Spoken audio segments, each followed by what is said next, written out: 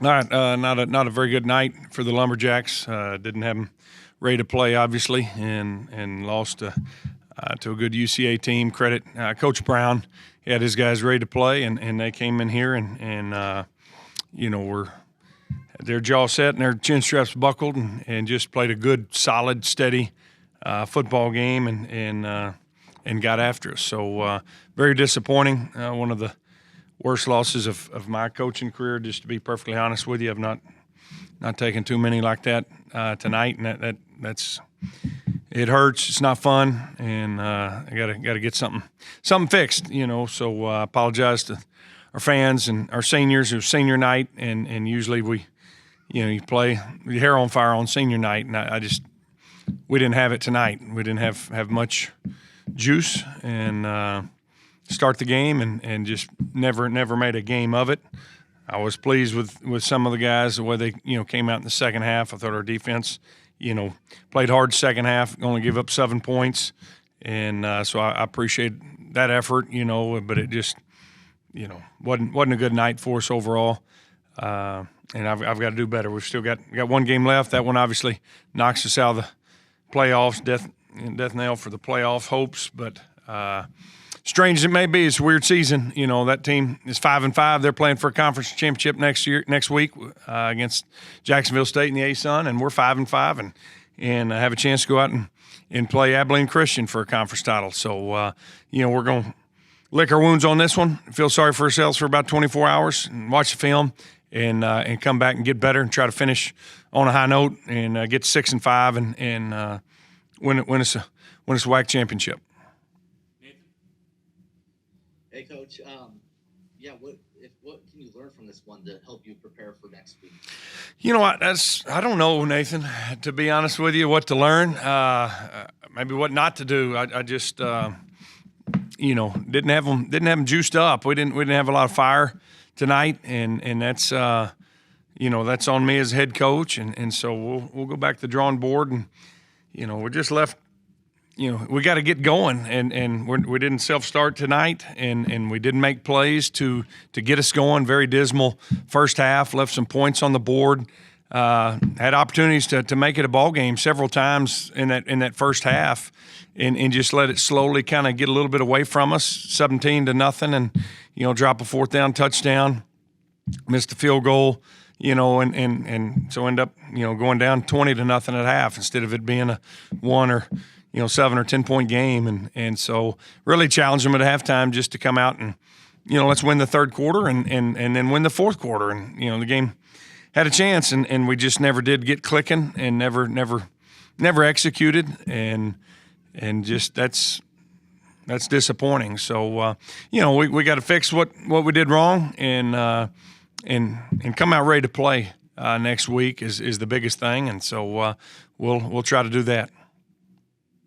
I know you mentioned your seniors, obviously, and apologizing to them, but as a whole, what has the senior class meant to you? Well, there's a great bunch of guys. Some of them been here longer than others, but some of these guys have really done a lot to turn this program around, to where we were in 2019 to, where we are now. And, playoff team last year. And I know this year hadn't gone exactly the way I wanted to the last 2 weeks, but I still have something to play for there. And hopefully, that's what I hope we can do is find a way to put a game together, play a complete game next week and send these seniors out as a champion would be, what I'm looking for and what I'm going to come to work for tomorrow and the next day and the next day after that. So, but, some special guys in this group and they've done so much. Again, we didn't have our best game this last one here, but there's been a lot of great moments and great memories and great victories here throughout their career and especially here at Homer Bryce. Coach, was Trey Self hurt there? No, he was battling some illness, and tried to battle through it, and it just wasn't working on offense tonight, and it's not all his fault by any means. We whiffed in protections, we dropped balls, we didn't execute, well thrown balls, and mis-ID'd some things, and it was a collective effort, in terms of a poor execution and poor performance there. And so I just made the change there. There in the third, just try to give us a spark and get Preston out there and everything else. But he should be fine. But got to get healthy. Gotcha. That's all I got for you, Coach.